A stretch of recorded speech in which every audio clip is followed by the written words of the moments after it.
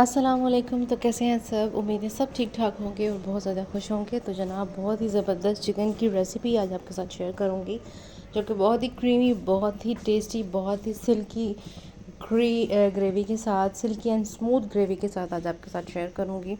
ये वो रेसिपी है जो कि आपको बहुत पसंद आने वाली है। चलते हैं रेसिपी की तरफ, रेसिपी को स्टार्ट कर लेते हैं।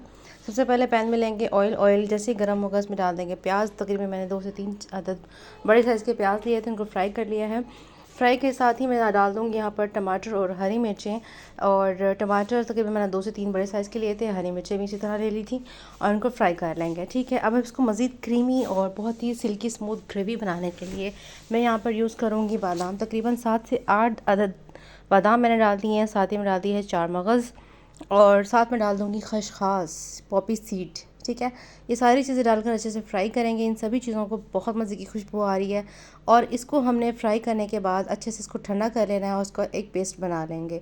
उसी पैन में हमने करना है ऑयल लेना है। ऑयल के साथ हमने चिकन को फ्राई करना है। तकरीबन मेरे पास चिकन 1 किलो से ज़्यादा है। अच्छे से फ्राई कर लेंगे। चिकन बहुत अच्छे से फ्राई हो जाए, जिससे कलर चेंज हो जाए, तो हमने डाल देना है यहाँ पर लहसुन अदरक का पेस्ट। ठीक है, फ्रेश लहसुन अदरक का पेस्ट डालेंगे। जब भी चिकन की कोई रेसिपी बनाए तो कोशिश करें कि लहसुन अदरक का पेस्ट जो है वो फ्रेश हो, ताकि उसका एक मज़े का टेस्ट जो है वो चिकन में आए। और जनाब, बहुत अच्छे से चिकन के साथ इसको हम फ्राई कर लेंगे। आप देख सकते हैं कि लहसुन अदरक बहुत अच्छे से इसके साथ मिक्स हो चुका है। अब जो पेस्ट हमने फ्राई किया था और इसका अच्छा सा पेस्ट जो हमारे मसालों का बनाया था वो डाल देंगे और अच्छे से इसको मिक्स कर लेंगे। ठीक हो गया। अब आप देख सकते हैं मैंने कोई पानी नहीं डाला, क्योंकि इसमें अच्छा खासा पानी ऑलरेडी है। अच्छा जी, अब जाएंगे कुछ मसाले। सबसे पहले मैं डालूंगी यहाँ पर नमक, इसके साथ डालूंगी ज़ीरा कुटा हुआ, साथ ही में डालूंगी धनिया पाउडर और साथ ही डाल दूँगी क्रश चिली। ठीक है, ये सारी चीज़ें डालकर हमने बहुत अच्छे से इस ग्रेवी में मिक्स कर देना है और इसको पकने के लिए छोड़ देना है। ठीक है, इसमें जो पानी है चिकन बहुत अच्छे से गल जाएगा और जनाब इसको हमने अच्छे से कर लेना है मिक्स। और यहाँ पे हल्की सी थोड़ी सी भुनाई करेंगे। ठीक है, साथ ही मैं डाल दूँगी दही। तकरीबन हाफ़ प्याले के करीब मेरे पास दही है। अच्छे से फेंटेंगे और इसके अंदर डाल देंगे। दही के साथ, दही में भी पानी आ गया है। अब इसको कवर कर देंगे। तकरीबन 5 से 7 मिनट के लिए हमें चिकन को गलने के लिए छोड़ देना है।